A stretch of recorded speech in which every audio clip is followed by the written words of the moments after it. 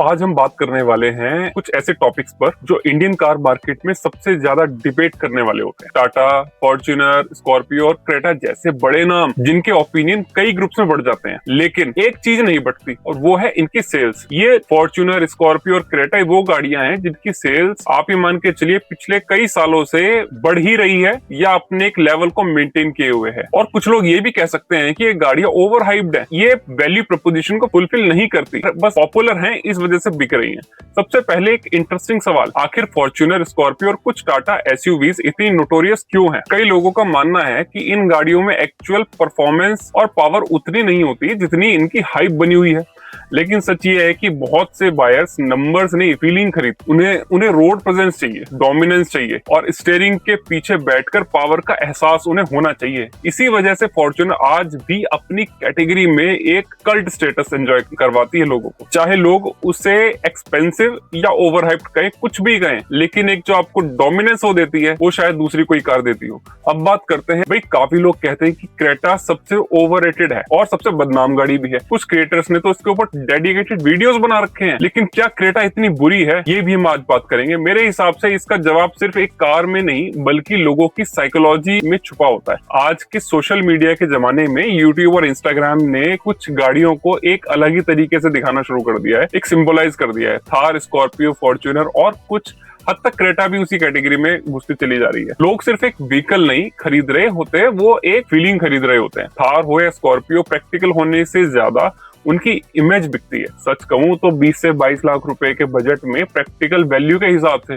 और भी बहुत सारे ऑप्शन आपको मिल जाएंगे, लेकिन लोग पावर, रोड प्रेजेंस और एक डोमिनेंस पर्सनैलिटी वाली फीलिंग लेना चाहते हैं गाड़ियों के थ्रू। फॉर्च्यूनर इसका सबसे बड़ा एग्जांपल है। आज भी कई लोग फॉर्च्यूनर इसलिए नहीं खरीदते क्योंकि उसमें फीचर सबसे ज्यादा हो या कम हो, वो इसलिए खरीदते हैं क्योंकि उस गाड़ी के साथ एक पावरफुल इमेज जुड़ी होती है। भाई ड्राइवर को लगता है कि वो रोड पर ना वो अलग ही नजर आ रहा है। इसी इमोशनल कनेक्ट की वजह से उसकी डिमांड बढ़ जाती है और उसे चाहिए फॉर्च्यूनर। सोशल मीडिया हाइप भी इस ट्रेंड को और बढ़ा देती है। जब लोग देखते हैं कि कोई पर्टिकुलर कार ट्रेंड में है और इन्फ्लुएंसर उसके साथ रील्स बना रहा है और दूसरा इंसान उसकी डिलीवरी ले रहा है, तो naturally FOMO, fear of missing out, create होता है। लोग सोचते हैं सब ले रहे हैं भाई, शायद इसमें कुछ ज्यादा ही अच्छा होगा तो मैं भी ले लेता हूँ। और अब अगर क्रेटा की बात करें तो मुझे नहीं लगता कि वो थार या स्कॉर्पियो जितनी बुरी है या बदनाम है। हाँ, इंटरनेट पे मीम्स और डिस्कशन जरूर होते हैं इस गाड़ी के, लेकिन इसकी पॉपुलैरिटी का रीजन इसका बैलेंस्ड पैकेज है। प्रॉब्लम तब आती है जब किसी कार की सेल्स बहुत ज्यादा हो जाती है, लेकिन ज्यादा गाड़ियां रोड पर होंगी तो उतना ही उनके स्पेयर पार्ट्स का मार्केट भी बड़ा होगा। इसी वजह से फॉर्च्यूनर, क्रेटा और स्कॉर्पियो जैसे मॉडल चोरी होने की खबरें भी खूब सामने आती है। अब चोर किसी स्पेसिफिक ब्रांड से प्यार नहीं करते, वो डिमांड देखते हैं। अब जिस गाड़ी के पार्ट्स आसानी से बिक जाएंगे उस गाड़ी को टारगेट करना उनके लिए प्रॉफिटेबल होता है। अगर किसी रेयर मॉडल या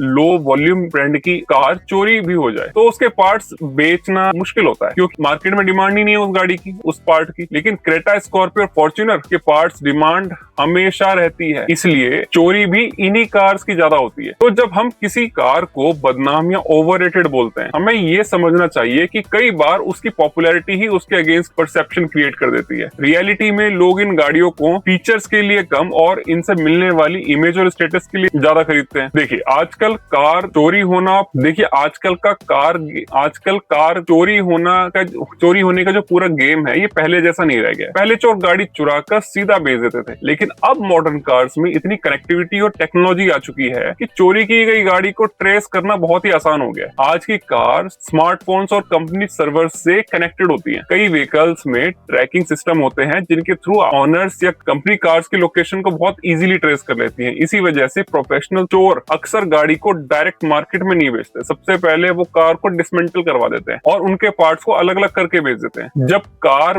बचेगी ही नहीं, सारे पार्ट अलग अलग बिक जाएंगे, तो फिर पकड़ लो, आप क्या पकड़ोगे। अब सवाल ये उठता है कि एक आम कार ऑनर अपनी गाड़ी को चोरी होने से कैसे बचा सकता है। सच कहूं तो कोई भी कार 100% सेफ, थेफ्ट प्रूफ होती ही नहीं है। कभी भी वो 100% गारंटी नहीं आएगी कि आपने इसमें कोई सिस्टम लगवा लिया, कोई इसमें लॉक लगवा लिया कि आपकी गाड़ी चोरी नहीं होगी। जो आप कर सकते हैं ना, वो प्रिवेंटिव मेजर्स तो आपको करने ही है। सबसे पहले सीसीटीवी सर्विलियंस का अरेंजमेंट कीजिए। भाई अगर पॉसिबल है तो गाड़ी को सिक्योर पार्किंग में खड़ी कर दीजिए। कुछ कार्स में एडवांस्ड अलार्म सिस्टम होते हैं जो छोटी सी इंपैक्ट या अनऑथराइज्ड एंट्री पर भी एक्टिवेट हो जाते हैं। ये सिस्टम चोर को डराने के लिए तो काफी मददगार होते हैं, लेकिन कई बार आप ही को इरिटेट कर सकते हैं। कई बार आते जाते किसी का हाथ लग गया तो गाड़ी बजने लगती है, या कभी कभी कुछ एरर की वजह से खुद गाड़ी बजने लगती है।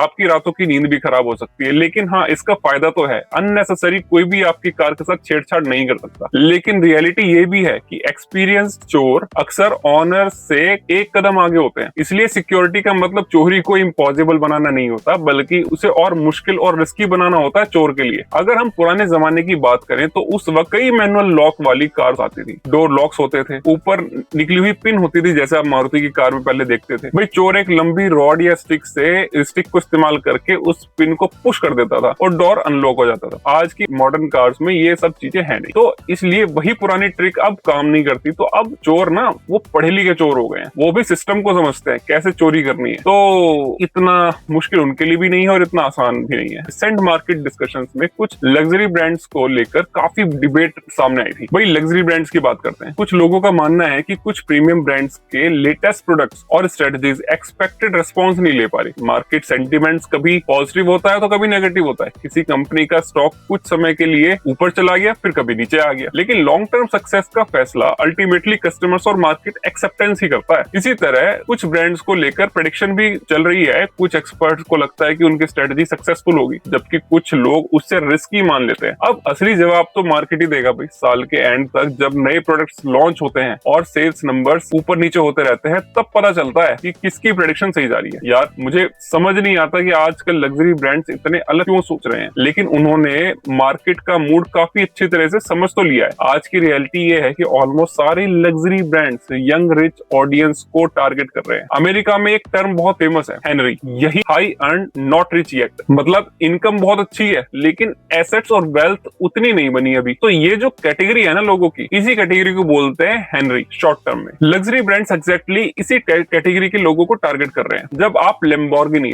फरारी या दूसरी एक्सोटिक कार्स का एडवर्टीजमेंट देखते हैं तो वो सिर्फ कार नहीं बेच रहे होते, बल्कि एक लाइफस्टाइल बेच रहे होते हैं। पहले लग्जरी कार्स में एक ट्रेडिशनल एलिगेंस और सोफिस्टिकेशन होती थी, कुछ एस्टन मार्टिन जैसी पर्सनैलिटी, लेकिन आज के यंग बायर्स को वो इमेज उतनी एक्साइटिंग लगती नहीं है। वो ब्रूस वेन जैसे सक्सेसफुल, फिट, रिच और एस्पिरेशनल कैरेक्टर्स को फॉलो करना चाहती है। इसीलिए लग्जरी कार्स का डिजाइन भी एग्रेसिव, फ्यूचरिस्टिक और अटेंशन ग्रैबिंग होता है। अब इंटरेस्टिंग बात यह है कि कुछ लग्जरी ब्रांड्स ऐसी इलेक्ट्रिक कार्स भी लॉन्च कर रहे हैं जो उनकी ट्रेडिशनल परफॉर्मेंस इमेज से मैच नहीं करती। कई बार आप किसी फरारी या लैम्बोर्गिनी ईवी कंसेप्ट को देखते होंगे, तो अगर उसमें प्रीमियम बैच लगा है तो फिर भी आप ये सोचते हैं यार इसमें ईवी कहां से आ गई। लेकिन फिर भी कंपनीज ऐसे प्रोडक्ट्स बना रही है। इसका एक बहुत बड़ा रीजन है गवर्नमेंट रेगुलेशंस और एमिशन नॉर्म्स। यूरोप और कई डेवलपमेंट मार्केट्स में कार मैन्युफैक्चरर्स को अपनी टोटल सेल्स के साथ इलेक्ट्रिक व्हीकल सेल्स भी दिखानी पड़ती है। मान लीजिए कोई कंपनी 10,000 कार्स बेच रही है, तो उससे एक सर्टेन परसेंट इलेक्ट्रिक व्हीकल्स भी मार्केट में लाने होंगे। अगर वो ऐसा नहीं करती तो उन्हें हैवी पेनल्टीज पे करनी होंगी। इंडिया में भी कुछ सिमिलर रेगुलेशंस जिसे कैफे नॉर्म्स यानी corporate average fuel efficiency standards कहा जाता है। इनका पर्पस सिंपल है, ओवरऑल फ्यूल कंजम्पशन और कार्बन एमिशन को कम करना। गवर्नमेंट सिर्फ एक कार को देखकर जजमेंट नहीं करती, वो मैन्युफैक्चरर्स की सारी कार्स को एवरेज फ्यूल एफिशिएंसी और एवरेज CO2 एमिशन कैलकुलेट करती है। आज कैफे फेज 1 और फेज 2 के बाद इंडस्ट्री कैफे फेज 3 की तरफ बढ़ रही है। फ्यूचर टारगेट्स इतने स्ट्रिक्ट हैं कि ट्रेडिशनल पेट्रोल या डीजल कार्स के लिए उन्हें अचीव करना बहुत मुश्किल हो जाएगा। सोचिए अगर किसी मैन्युफैक्चरर को एवरेज फ्यूल एफिशिएंसी 30 किलोमीटर पर लीटर के आसपास रखनी हो और CO2 एमिशन को बहुत लो लेवल पर मेंटेन करना हो, तो सिर्फ कन्वेंशनल इंजन से ये प्रैक्टिकली पॉसिबल है ही नहीं। इसी वजह से हर company electric vehicles, hybrid vehicles और plug in hybrid vehicles launch कर रही है।